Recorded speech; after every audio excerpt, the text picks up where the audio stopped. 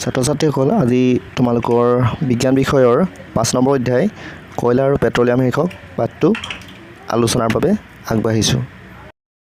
ছাত্ৰ ছাত্ৰীসকল তোমালোকক প্ৰথমেই পাঠটোত দৈনন্দিন ব্যৱহৃত বিভিন্ন ধৰণৰ সামগ্ৰীৰ প্ৰাকৃতিক আৰু মানৱ সৃষ্ট হিচাপে শ্ৰেণীভাগ কৰি এখন তালিকা প্ৰস্তুত কৰিবলৈ দিয়া হৈছে। তোমালোকে বাৰু এই তালিকাখন কেনেদৰে প্ৰস্তুত কৰিবা?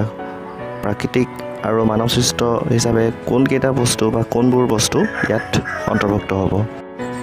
নিশ্চয়কৈ তোমালোকে প্ৰাকৃতিক সম্পদৰ ভাগটোত বায়ু, পানী, মাটি, গছ বন, পশু পক্ষী, বিভিন্ন খনিজ সম্পদ এইবোৰ অন্তৰ্ভুক্ত কৰিবা।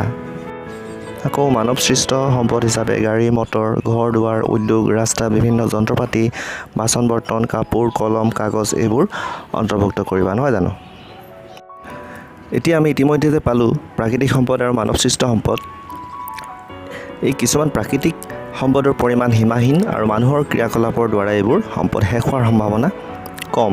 এনেধৰণৰ প্ৰাকৃতিক সম্পদসমূহক অনিশেষীয় প্ৰাকৃতিক সম্পদ বোলা হয়, যেনে সূৰ্যৰশ্মি, বায়ু, পানী আদি। আনহাতে কিছুমান প্ৰাকৃতিক সম্পদৰ পৰিমাণ সীমিত, মানুহৰ ক্ৰিয়াকলাপৰ দ্বাৰা এইবোৰ এটা সময়ত শেষ হৈ যোৱাৰ সম্ভাৱনা থাকে। এনে সম্পদসমূহক নিঃশেষীয় প্ৰাকৃতিক সম্পদ বোলা হয়, যেনে গছ বন, জীৱ জন্তু, কয়লা, পেট্ৰলিয়াম, প্ৰাকৃতিক গেছ এইবিলাক। এই যিবোৰ নিঃশেষীয় প্ৰাকৃতিক সম্পদ আছে, এই সম্পদবোৰ আমাৰ ভৱিষ্যত প্ৰজন্মই ব্যৱহাৰ কৰিব পৰাকৈ আমি নিয়ন্ত্ৰিতভাৱে ব্যৱহাৰ কৰা উচিত। এই প্ৰক্ৰিয়াটো কোৱা হয় বহনক্ষম ব্যৱহাৰ বা বহনক্ষম উন্নয়ন। এতিয়া আমি অতিশয় গুৰুত্বপূৰ্ণ এবিধ নিঃশেষীয় সম্পদ কয়লাৰ সম্পৰ্কে কিছু কথা জানি লওঁ আহা। কয়লা এবিধ কঠিন কলা বৰ্ণৰ পদাৰ্থ যাক বিভিন্ন কামত ইন্ধন হিচাপে ব্যৱহাৰ কৰা হয়। আহা এতিয়া আমি কয়লা সৃষ্টিৰ আঁৰৰ ৰহস্যবোৰ জানি লওঁ। বহু নিযুত বছৰ পূৰ্বে আমাৰ পৃথিৱীখন অটব্য অৰণ্যৰে ভৰা আছিল। পৃথিৱীখনৰ বেছিভাগ ঠাই পানীৰে আগুৰি আছিল।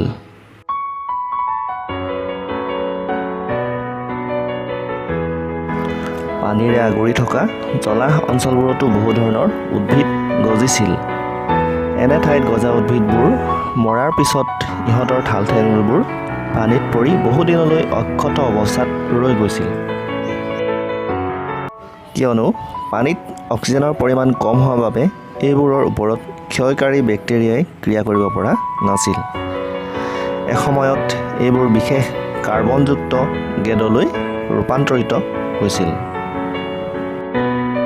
সময় বাগৰাৰ লগে লগে এইবোৰৰ ওপৰত তৰপে তৰপে ধূলি বালি জমা হৈ চাপ বৃদ্ধি পাবলৈ ধৰে।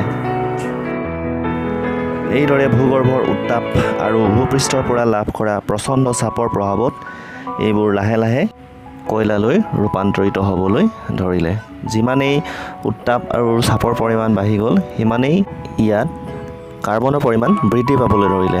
অৰ্থাৎ যিমানেই দিন বাঢ়ি গৈ থাকিল, সিমানেই উন্নতৰ পৰা উন্নতৰ কয়লা প্ৰস্তুত হ'বলৈ ধৰিলে।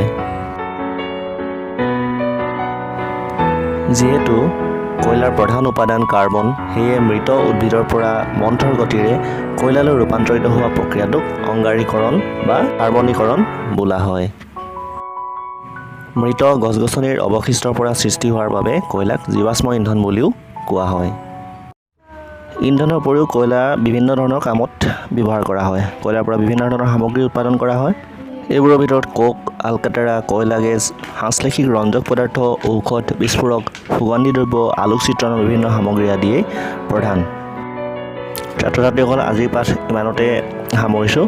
যদিহে ভিডিঅ'টো ভাল লাগিলে তেতিয়াহ'লে এটা লাইক কৰিবা আৰু চেনেলটো ছাবস্ক্ৰাইব কৰি ল'বলৈ নাপাহৰিবা। ধন্যবাদ।